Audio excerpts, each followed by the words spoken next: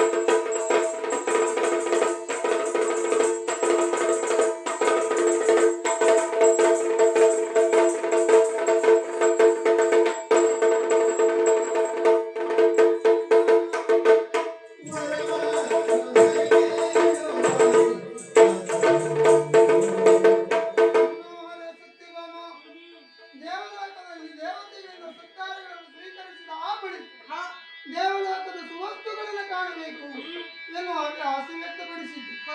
ಇತ್ತ ಕಳೆತರುವಾಗ ಒಂದೊಂದು ದೇವಲೋಕದ ಸುವಸ್ತುಗಳ ಪರಿಚಯವನ್ನ ನಿನಗೆ ಮಾಡಿಸಿದವನು.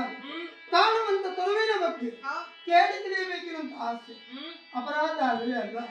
ಆ ಕಾಣುವಂತ ವೃಕ್ಷ ಸಾಮಾನ್ಯವಾದದ್ದು ಅಲ್ವೇ, ವಿಶೇಷವಾದದ್ದು. ಈ ಹಿಂದೆ ದೂರ್ವಾಸ ಮುನಿಗಳ ಶಾಪದ ನಿಮಿತ್ತವಾಗಿ ಶರದಿ ಪಾಲಾದವು ದೇವಲೋಕದ ಪ್ರತಿಯೊಂದು ಸುವಸ್ತುಗಳು. ಅದನ್ನು ಮರಳಿ ಪಡೆಯಲು ಹೊಸದು.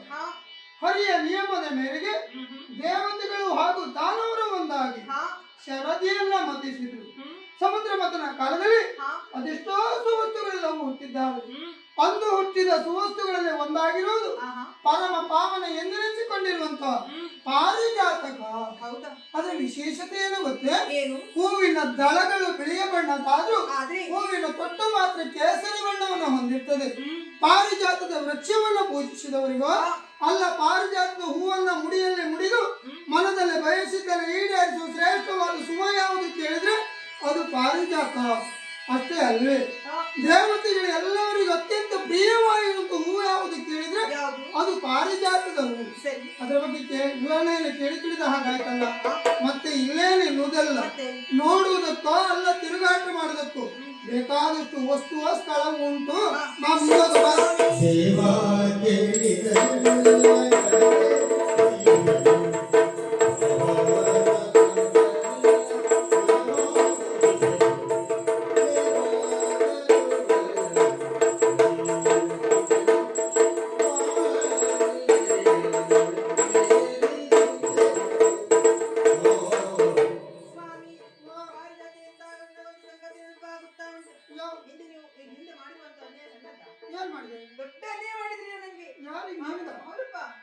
ಪಾರಿಜಾತದ ಹೂವನ್ನ ಗೈಯಾಳಿ ರುಕ್ಮಿಣಿಗೆ ತೆಗೆದುಕೊಂಡು ಹೋಗಿ ಕೊಟ್ಟವರು.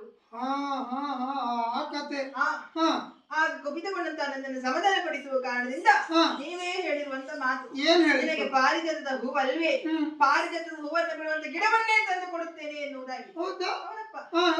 ಈಗ ಆ ಕಾಲೆ ಎನ್ನುವಂಥದ್ದು ನಿಮಗೆ ಕೂಡಿ ಬಂತೆ ಸ್ವಾಮಿ. ಹೇಗೂ ಅಲ್ಲಿ ಬೆಳೆದು ನಿಂತಿರುವಂತ ಪಾರಿಜಾತ ಗಿಡವನ್ನು ನನಗೆ ತಂದು ಕೊಟ್ಟಿದ್ದೆ, ಹೌದಾದ್ರೆ ಆ ಸುಮ್ಮನೆ ಇರ್ತೀನಂತ ಮಾಡಿದ್ರಾ? ಏನ್ ಮಾಡ್ತೀಯ ಆಹಾ, ಮತ್ತೆ ಮನೆ ಅಂಗಳದಲ್ಲಿ ನೆಟ್ಟು ಭೋಜಿಸುತ್ತೇನೆ. ಹಾ ಅಷ್ಟು ಮಾತ್ರವಲ್ಲ, ಹ್ಮ್. ನಮ್ಮ ಊರಲ್ಲಿ ಕೆಲವು ಮಂದಿ ಹೆಣ್ಮಕ್ಳಿಗೆ ನನ್ನ ನೋಡಿದ್ರೆ ಹೊಟ್ಟೆ ಕಿಚ್ಚು. ಯಾಕೋ ನಾನು ತುಂಬಾ ಸುಂದರವಾಗಿದ್ದೀನಲ್ಲ, ನನ್ನ ನೋಡಿದ್ರೆ ಹೊಟ್ಟೆ ಉರಿಯವರಿಗೆ. ಹಾ ಹಾ ಆದ್ರೆ ಹಾ. ಅಹಂಕಾರ ತೋರಿಸ್ತಾರೆ ನನಗೆ ಹೌದಾ ಕೆಲವೊಮ್ಮೆ. ನೀನು ಮುಂಭಾಗ ಹೌದಪ್ಪ. ಸರಿ ಅದಕ್ಕೆ ಏನ್ ಮಾಡ್ತೀಯ ಅದಕ್ಕಾಗಿ ಹಾ. ಅವರಿಂದ ಮಿಗಿಲಾಗ್ಬೇಕೆನ್ನುವಂತ ಸಣ್ಣ ಆಸೆ ಸ್ವಾಮಿ. ಹ್ಮ್ ಅದಕ್ಕೆ ನೀವು ಆ ಗಿಡವನ್ನು ತಂದು ಕೊಡಲೇಬೇಕು. ಸತ್ಯಭಾಮ ಭೂಲೋಕದಲ್ಲಿ ಎಲ್ಲಿಯೂ ಇಲ್ಲದೆ ಇರುವಂತ ಹೂವಿನ ಗಿಡ ಹಾ. ಅದನ್ನ ಭೂಲೋಕಕ್ಕೆ ಕೊಂಡೊಯ್ಯಬೇಕೆನ್ನುವಂತ ಆಸೆ ಸರಿ, ಆದ್ರೆ ಮಿಕ್ಕುಳಿದವರೆಲ್ಲರಿಗಿಂತ ಮಿಗಿಲಾಗಬೇಕು ಎನ್ನುವುದು ನಿನ್ನ ದುರಾಸೆ. ಯಾಕೆ? ವ್ಯಕ್ತಿಗಾಗಲಿ ಅರಿಗೆ ಆಗಲಿ ಆಸೆ ಇರಬೇಕು, ಅದು ದುರಾಸೆ ಆಗ್ಬಾರ್ದು. ದೇವಲೋಕದಲ್ಲಿ ಇರುವಂತ ಶ್ರೇಷ್ಠವಾಗಿರುವಂತ ವಸ್ತು ಇದು, ಇದನ್ನ ಮನೆಗೆ ಕೊಂಡೊಯ್ಯಬೇಕೆನ್ನುವಂತ ಆಸೆ ಪಡ್ತಾ ಇದೆಯಲ್ಲ ಭಾಮ. ಒಂದು ಮಾತು ಸರಿಯಾಗಿ ಅರ್ಥೈಸಿಕೊಂಡೆ. ಏನು? ಗಂಡನಾದವ ಹೆಂಡತಿಗೆ ಮಾತು ಕೊಟ್ರೆ ಆಡಿದ ತಕ್ಷಣವೇ ಅವಳು ಮರೆತು ಬಿಡ್ತಾಳೆ. ಅದೇ ಗಂಡನಾದವ ಹೆಂಡತಿ ಮಾತು ಕೊಟ್ರೆ ಅವಳ ಜೀವನ ಪರ್ಯಂತ ಅವಳು ಮರೆಯುವುದಿಲ್ಲ ಎನ್ನುವುದಕ್ಕೆ ಸಾಕ್ಷಿ ನೀನೆ. ಅಂದು ಆಡಿದ ಮಾತನ್ನು ಇನ್ನೂ ನೆನಪಿಸುತ್ತಲಿದ್ದೀಯ. ಆಗ್ಲಿ ಹೆಂಡತಿ ಆಸೆ ಈಡೇರಿಸಬೇಕಾದ್ದು ಗಂಡನ ಕರ್ತವ್ಯ ಸರಿ ಎಂಬ ನೆಲೆಯಲ್ಲಿ ಹೂವಿನ ಗಿಡ ಕೀಳುವುದಕ್ಕೆ ನಾನು ಮುಂದಾದ್ರೆ ಈ ದೇವತೆಗಳೆಲ್ಲ ನಮ್ಮನ್ನು ಸುಮ್ಮನೆ ಬಿಡ್ತಾರೇನೆ. ಉಂಡು ಹೋದ ಕೊಂಡು ಹೋದ ಎನ್ನುವ ಕಾರಣಕ್ಕಾಗಿ ನಮ್ಮ ಮೇಲೆ ದಂಗೆಯನ್ನು ಬರುವುದಿಲ್ವ, ನಮ್ಮನ್ನು ಹೊಡೆದಾಟಕ್ಕಿಳಿಯುವುದಿಲ್ವ? ಅದಕ್ಕೆಲ್ಲ ನಾನ್ ಜನವೇನೆ. ಸ್ವಾಮಿ, ನೀವು ಚಿಂತಿಸುವಂತ ಅವಶ್ಯಕತೆ ಇಲ್ಲ.